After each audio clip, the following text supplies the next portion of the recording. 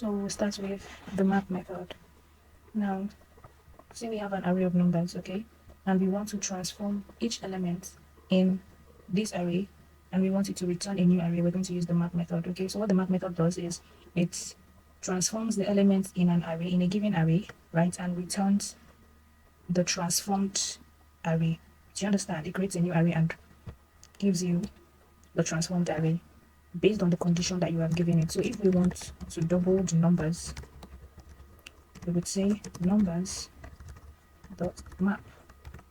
So now this numbers is the numbers here, right? So we want to map through the array, and we want this map method to go through each element of this array and transform it based on the condition we're going to put into this bracket, right? So we're going to say num times 2 because we're doubling the numbers. So if we console.log the doubled numbers, we're going to see something like this. Okay, I'm still going to show you, but we're going to find something like this. 2, 4, 6, and 8. Now what happens here is that this map method defines a callback function. Okay, now what this callback function does is it goes to each element of the numbers array and transforms it based on the condition. What is the condition here? This is the condition. If we want to divide by 2, if we want to multiply by 2, whatever it is, whatever condition you want, right? You just put it into this place, and then your map method will do the work. Okay, so let's go to our console to see what it looks like. Now if we look at our console, we can clearly see, right? So we have our array. We have 2, 4, 6, 8, and it also gives us the length. Okay, it gives us the length of the array. The length of the array is 4. Remember, arrays are what? 0 indexed. So the first one is 0, the second one is 1, and so on. Okay, so this is it. Let's move on to the next one, which is the filter method. So the next one is the filter method. Now the filter method does something similar, okay, to the map method.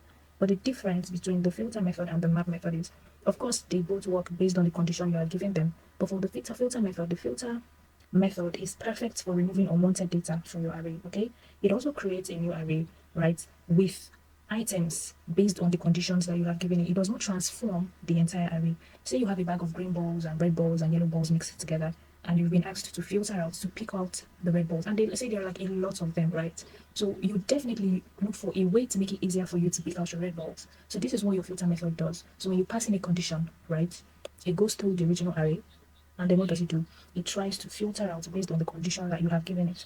So we're going to use the same example here. We have our numbers array, right? And then we want to filter out even numbers. So same old, numbers.filter.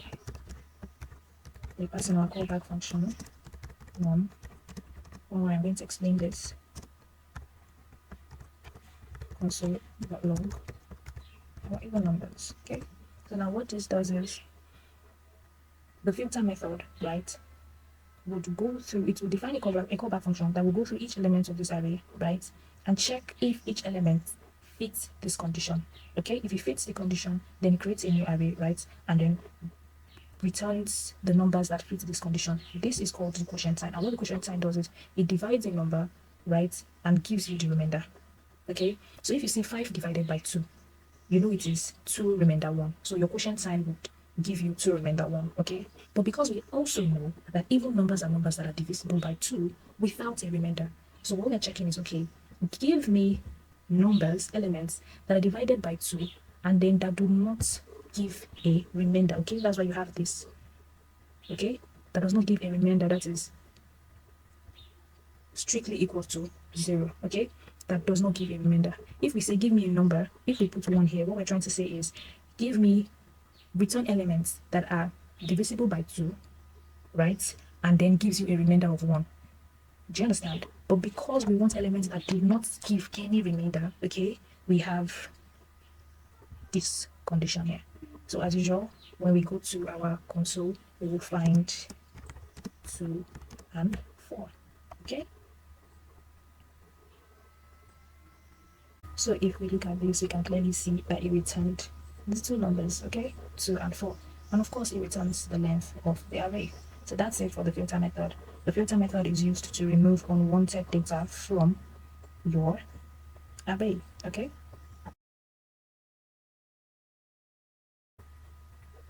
Now the next one is the reduce method.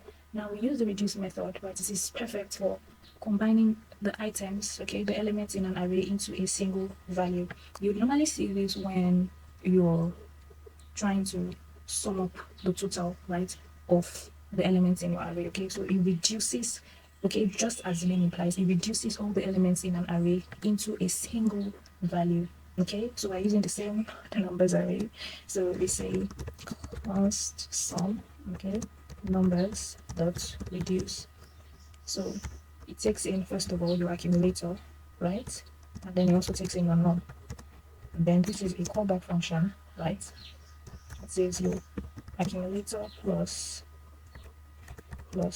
your num. Don't worry, I got you. I'm going to explain this. So console.log sum. Okay, and the output is supposed to be 10. So what this does is your reduce method sums all the elements, right, in the numbers array, starting with an initial value of 0. This must always be there. Okay, starting with an initial value of what? Of 0. Okay, so that's it. Just as the name implies, it just reduces the numbers, the elements in your array into a single number. And remember to always pass in your accumulator. Okay, remember to always pass in your accumulator. Okay, now if we go over on this to get a proper definition, it calls the specify callback function for all the elements in an array. The return value of the callback function is the accumulated result. So this is your accumulator, and it's provided as an argument in the next call to the callback function. This might seem like a whole lot of jargons, right? But just know that the reduce method sums up the whole elements or the whole numbers in an array into a single value. It reduces it to a single value. It takes in an accumulator, right? And then your number parameter, okay? So your accumulator is summed up with your numbers, right? And then it starts with an initial value of 0. So we're going to check out our console now, and we're going to see the number 10. So we can clearly see our number 10 here, okay? So we're going to move on quickly to the next one. So we're going into the forEach method. Now we've talked about the map method, the filter method, and the reduce method. And one thing you'll notice about all these methods we've worked on so far, they return a new array. But the forEach method does not return a new array, okay? So it just executes a function, right, on each element of the array. It doesn't return a new array, okay? So we have and also the map method, right, and the filter method, they return a new array, okay? But the reduce method, okay, it does not return a new array. The reduce method does not return a new array, okay? It just combines the items in an array and reduces it to a single value, okay? The forEach also does not return a new array, okay? It just executes the function, do you understand, on each element in the array. So we're using the same example. Const. Okay, yeah, we have our numbers array already. Okay, so we say numbers dot forEach. We have our callback function, of course, num, and console. We want to console.log num times 2. Our output is going to be 2, 4, 6, 8. Now, what did you notice about this? You'd notice that the forEach function is similar, okay, to the map. The forEach method, sorry, is similar to the map method. But the difference between the forEach and the map method is that the map method would return a new array, but your forEach method would not return a new array, okay? It just executes it directly. It just executes a function, okay, on each element of the array. It doesn't return a new array. Now, let's go to our console, okay, and see what it looks like. Of course, we're going to find 2, 4, 6, 8, okay? This is our console for the forEach method. We can see it just multiplies everything by 2. So you have 2, 4, 6, 8, and that's it. The find method returns the first element, okay, that satisfies a particular condition. So if we want to get something that satisfies the condition you pass into it, right? By using the find method. So maybe we want to get the first odd number in our array. Okay, we'll just go and say numbers dot find.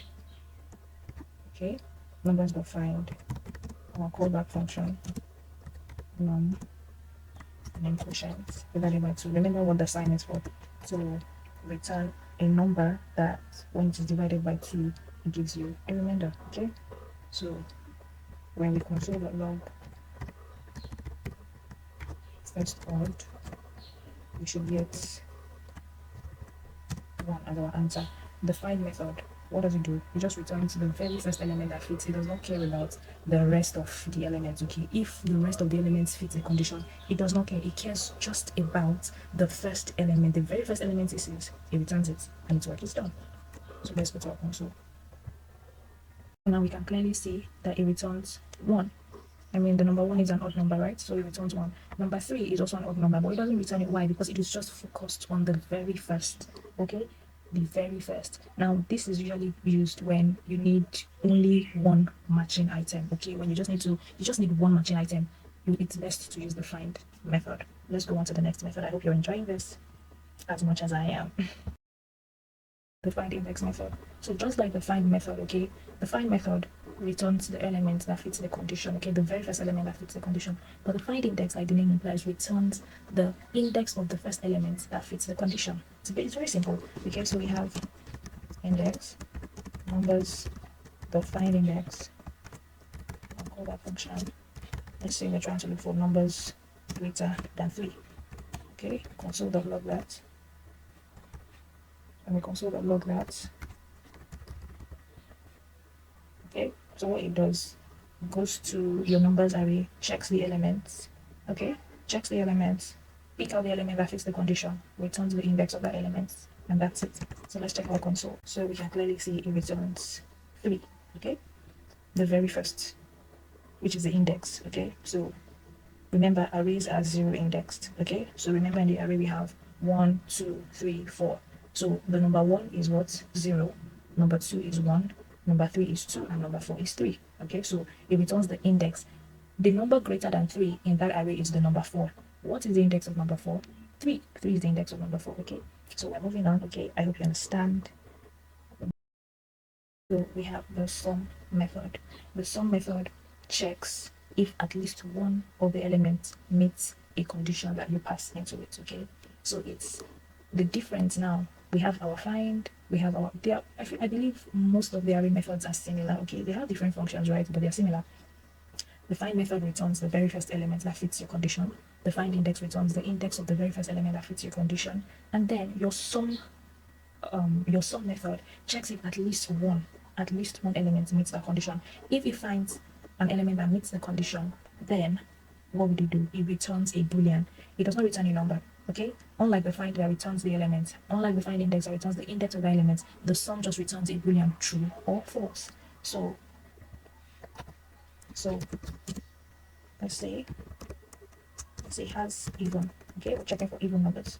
So numbers.sum, I'll call that function. Okay, then remember I explained this earlier.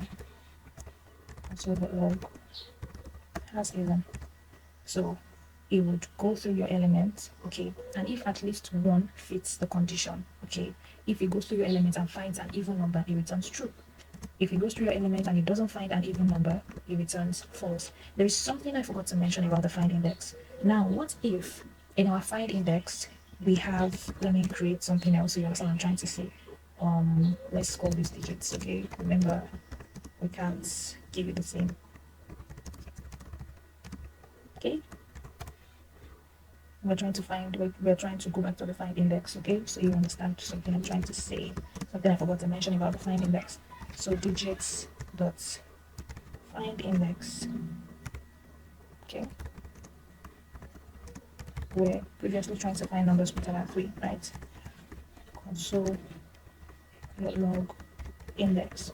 Now this was what we wrote earlier for the find index method, right? So now what if you are faced with a case where the find index, okay, the condition you passed into it, none of the elements fit the condition. What do you think it is going to return? Remember, the find index returns an index, right, of the element that fits the condition. What do you think your find index will return if an element, none of the elements fits a specific condition? It would return minus 1. It would return minus 1. So let's say, what condition should we give this? Okay, let's say we have just 1 and 2, okay, and we're looking for numbers greater than 3, okay. Now it comes to the first one. 1 is not greater than 3, of course. It moves to the next one. 2 is not greater than 3. So it has gone through your elements in your array and it has found that there is nothing that fits this condition. So what index would I return? It would return minus 1. So now this is how you would normally use your find index to be sure if something fits a particular condition, okay. So if nothing fits the condition that you have given it, it returns minus 1. So it's to show you that there is no element in your array that fits this condition that you have given it. Don't worry, we'll go to our console and we'll see what it gives. We're back to our lovely console and we can see that our sum returns true because there is an even number, right, in your array, and that our find index returns an index of minus 1 because nothing fits the condition. So we're moving on to the next map, the next array method. We're into the every method. Now the sum method and the every method, they're similar. What does the sum method do? I don't know, take a minute. Okay, take a minute to be sure you understand what we've been doing so far. Okay, so just try to think, what did we do previously? What does the sum method do? Okay, now when you take your time, I believe you should be able to get it.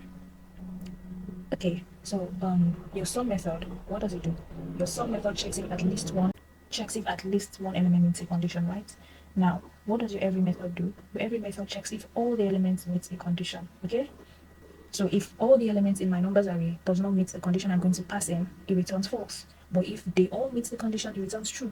But for the sum method, if just one fits the condition, it returns true, okay? So let's go. So we're going to use our every method here, okay? So I'm just going to call this every number, okay? I mean, I don't know. It's usually very hard to come up with names for your variables. So numbers for every, as usual. So we're checking numbers greater than 0. And we console.log this. Every number, we're going to get true. Why? Because every number in the numbers array, right? Every item or every element in your numbers array, they're all greater than 0, okay? So that's it. Assuming one of the numbers is greater than is less than 0, okay, it's going to give you false. It's going to return false. So moving on to the concat method. The concat method is used to concatenate two arrays, okay. It is used to merge two arrays into a new array. So let's call this numbers 1 and create another one called numbers 2, and let's just continue 5, 6, 7, 8, okay. Now we want to merge these two arrays, okay. So we'll say merge arrays. We'll say numbers 1 dot concat numbers 2, and then we console.log our merged arrays. When we console.log our merged arrays, we should see something like this: 1, 2, 3, 4, 5, 6, 7, 8. Okay, now it merges your merge array, takes in your numbers 1 array and merges it with your numbers 2 array. So that's what your concat method does. You just use it to merge two arrays. We have our array 1 to 8, and it also returns the length of the array. Okay, so that we're finally down to the last array method, which is the sort method. Now this one seems a bit complicated, okay, so that was why I had to write down the explanation first, right, so that it will be easy for you to understand.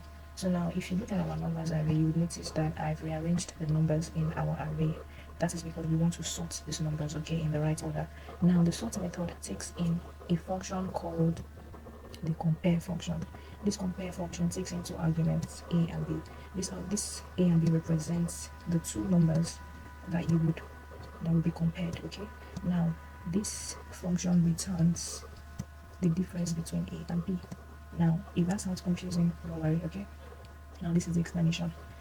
At every point, your sort method is going to return a difference between the two numbers. It compares two numbers at a time, okay? So 4 and 1, okay? So now 4 is our A and then 1 is our B. So now, if A minus B is positive, there's a swap, okay? B moves over. But if the number is negative, okay, they stay the same way. There is no swapping, right? So now, first of all, the first case, A is what? 4 and B is 1, okay? Remember our array, reference our array. A is 4, B is 1. 4 minus 1 is 3, right? Since 3 is a positive number, B moves over. So we now have our array 1, 4, 3, 2, okay? Then we go to the second part. Our A is 4, okay? We're now referencing this new array that we've gotten, okay? A is 4 and B is 3. 4 minus 3, 1. 1 is a positive number, so B moves over. Remember, our B is 3, so B has moved over and 4 has shifted, right? So now A is 4 now and B is what? 2. 4 minus 2, that's a positive number, so B moves over. What is B? B is 2, so B has moved over and 4 is at the end. Now it goes all over again, right? And now this is our array now. It goes all over again, back to the beginning. A is 1, B is 3. 1 minus 3 is minus 2. It is a negative number, so there is no swapping. Our array remains the same, okay? Then now, the next one, A is 3, okay? You know we didn't swap anything, right? Because it was a negative number, so we continue with the next one. A is 3 and B is 2. So 3 minus 2 is 1. It is a positive number, so B moves over. What is B? B is 2, so B, which is 2, moves over. And then we have 3. So now, A is now 3, B is 4. 3 minus 4, we have minus 1. Since it's a negative number, there is no swapping, okay? Our array remains the same. So now our array is finally sorted. So this is what goes on behind the scenes, okay? This is what goes on behind the scenes when you use the sort method. Let's check our console. I hope you understood that. So here we can clearly see in our console our array has been sorted. So 1, 2, 3, 4, and of course it returns the length. So that's it with the sort method. And that's it. These ternary methods are essential for any JavaScript developer. Practice them and you see how much easier your coding becomes. If you found this video helpful, give it a thumbs up, subscribe to CodeBridge, hit the bell icon and stay updated on more coding tutorials. Let me know in the comment section which method you use the most, or if there is one you'd like me to explain further. See you in the next video. Bye.